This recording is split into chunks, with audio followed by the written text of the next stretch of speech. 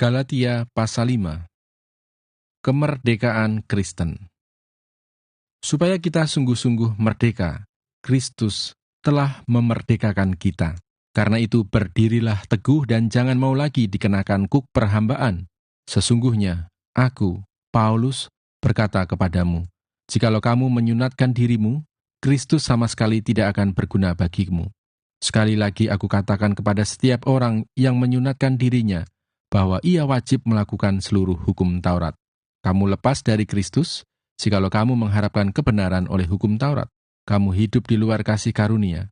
Sebab oleh roh dan karena iman, kita menantikan kebenaran yang kita harapkan. Sebab bagi orang-orang yang ada di dalam Kristus Yesus, hal bersunat atau tidak bersunat tidak mempunyai sesuatu arti, hanya iman yang bekerja oleh kasih. Dahulu kamu berlomba dengan baik. Siapakah yang menghalang-halangi kamu, sehingga kamu tidak menuruti kebenaran lagi? Ajakan untuk tidak menurutinya lagi bukan datang dari Dia yang memanggil kamu.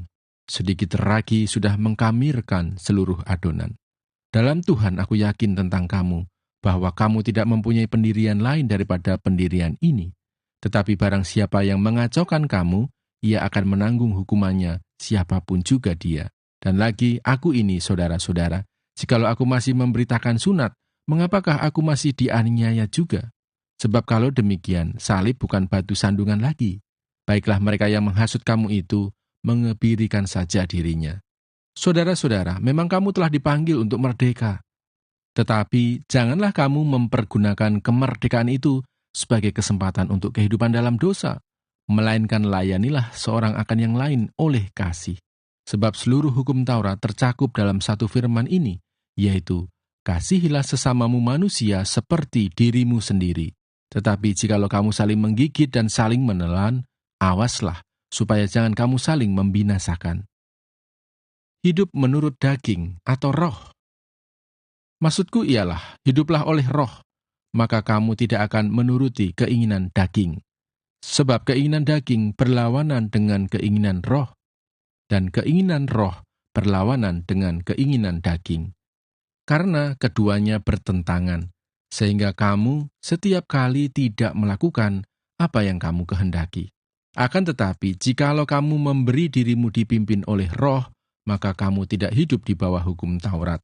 Perbuatan daging telah nyata, yaitu percabulan, kecemaran, hawa nafsu, penyembahan berhala, sihir, perseteruan, perselisihan, iri hati, amarah, kepentingan diri sendiri, percideraan, roh pemecah, kedengkian, kemabukan, pesta pora, dan sebagainya. Terhadap semuanya itu kuperingatkan kamu, seperti yang telah kubuat dahulu, bahwa barang siapa melakukan hal-hal yang demikian, ia tidak akan mendapat bagian dalam kerajaan Allah. Tetapi buah roh ialah kasih, sukacita, damai sejahtera, kesabaran, kemurahan, kebaikan, kesetiaan, kelemah lembutan, penguasaan diri. Tidak ada hukum yang menentang hal-hal itu. Barang siapa menjadi milik Kristus Yesus, ia telah menyalibkan daging dengan segala hawa nafsu dan keinginannya. Jikalau kita hidup oleh roh, baiklah hidup kita juga dipimpin oleh roh. Dan janganlah kita gila hormat, janganlah kita saling menantang dan saling mendengki. Galatia pasal 6. Saling membantulah kamu. Saudara-saudara, kalaupun seorang kedapatan melakukan suatu pelanggaran, maka kamu yang rohani harus memimpin orang itu ke jalan yang benar dalam roh lemah lembut, sambil menjaga dirimu sendiri, supaya kamu juga jangan kena pencobaan. Bertolong-tolonganlah menanggung bebanmu. Demikianlah kamu memenuhi hukum Kristus. Sebab kalau seorang menyangka bahwa ia berarti, padahal ia sama sekali tidak berarti, ia menipu dirinya sendiri. Baiklah tiap-tiap orang menguji pekerjaannya sendiri, maka ia boleh bermegah melihat keadaannya sendiri, dan bukan melihat keadaan orang lain. Sebab tiap-tiap orang akan memikul tanggungannya sendiri. Dan baiklah dia yang menerima pengajaran dalam firman, membagi segala sesuatu yang ada padanya dengan orang yang memberikan pengajaran itu.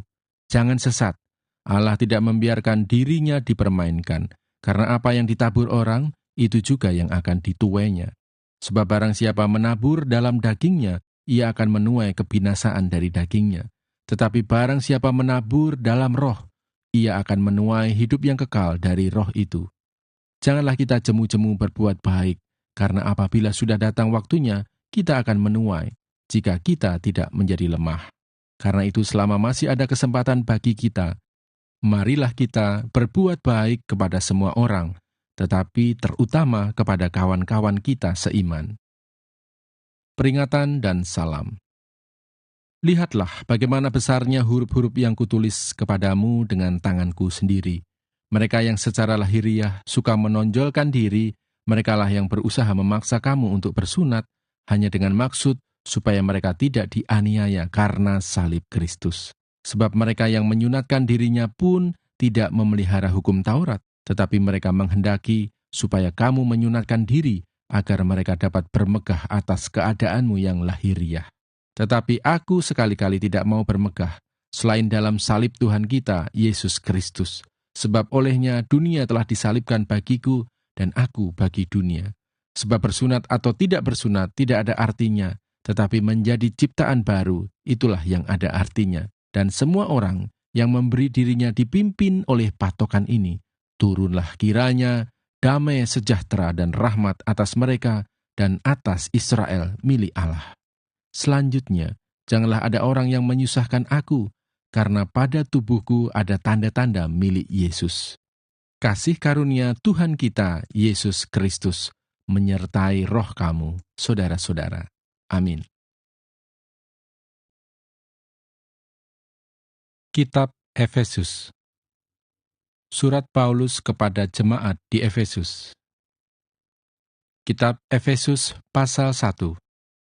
Salam dari Paulus, Rasul Kristus Yesus oleh kehendak Allah, kepada orang-orang kudus di Efesus, orang-orang percaya dalam Kristus Yesus. Kasih karunia dan damai sejahtera dari Allah Bapa kita dan dari Tuhan Yesus Kristus menyertai kamu. Kekayaan orang-orang yang terpilih. Terpujilah Allah dan Bapa Tuhan kita Yesus Kristus, yang dalam Kristus telah mengaruniakan kepada kita segala berkat rohani di dalam surga.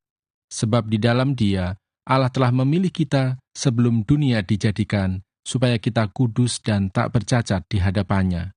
Dalam kasih Ia telah menentukan kita dari semula oleh Yesus Kristus untuk menjadi anak-anak-Nya, sesuai dengan kerelaan kehendak-Nya, supaya terpujilah kasih karunia-Nya yang mulia, yang dikaruniakannya kepada kita di dalam Dia yang dikasihinya. Sebab di dalam Dia dan oleh darah-Nya, kita beroleh penebusan, yaitu pengampunan dosa, menurut kekayaan kasih karunia-Nya, yang dilimpahkannya kepada kita dalam segala hikmat dan pengertian. Sebab Ia telah menyatakan rahasia kehendak-Nya kepada kita, sesuai dengan rencana kerelaan-Nya, yaitu rencana kerelaan yang dari semula telah ditetapkannya di dalam Kristus, sebagai persiapan kegenapan waktu untuk mempersatukan di dalam Kristus, sebagai kepala segala sesuatu, baik yang di sorga maupun yang di bumi. Aku katakan, di dalam Kristus, karena di dalam Dialah kami mendapat bagian yang dijanjikan. Kami yang dari semula ditentukan untuk menerima bagian itu sesuai dengan maksud Allah, yang di dalam segala sesuatu bekerja menurut keputusan kehendak-Nya, supaya kami, yang sebelumnya telah menaruh harapan pada Kristus, boleh menjadi puji-pujian bagi kemuliaan-Nya. Di dalam Dia, kamu juga, karena kamu telah mendengar firman kebenaran, yaitu Injil keselamatanmu. Di dalam Dia, kamu juga, ketika kamu percaya, dimeteraikan dengan Roh Kudus yang dijanjikannya itu.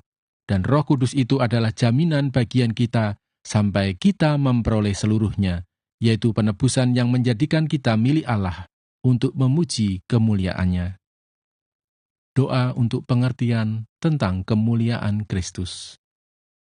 Karena itu, setelah aku mendengar tentang imanmu dalam Tuhan Yesus dan tentang kasihmu terhadap semua orang kudus, aku pun tidak berhenti mengucap syukur karena kamu, dan aku selalu mengingat kamu dalam doaku dan meminta kepada Allah Tuhan kita Yesus Kristus, yaitu Bapa yang mulia itu, supaya Ia memberikan kepadamu roh hikmat dan wahyu untuk mengenal Dia dengan benar, dan supaya Ia menjadikan mata hatimu terang, agar kamu mengerti pengharapan apakah yang terkandung dalam panggilannya, betapa kayanya kemuliaan bagian yang ditentukannya bagi orang-orang kudus, dan betapa hebat kuasa-Nya bagi kita yang percaya sesuai dengan kekuatan kuasa-Nya yang dikerjakannya di dalam Kristus dengan membangkitkan Dia dari antara orang mati dan mendudukkan Dia di sebelah kanannya di surga, jauh lebih tinggi dari segala pemerintah dan penguasa dan kekuasaan dan kerajaan dan tiap-tiap nama yang dapat disebut, bukan hanya di dunia ini saja,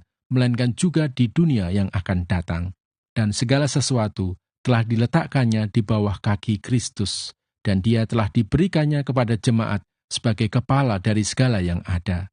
Jemaat yang adalah tubuhnya, yaitu kepenuhan Dia yang memenuhi semua dan segala sesuatu.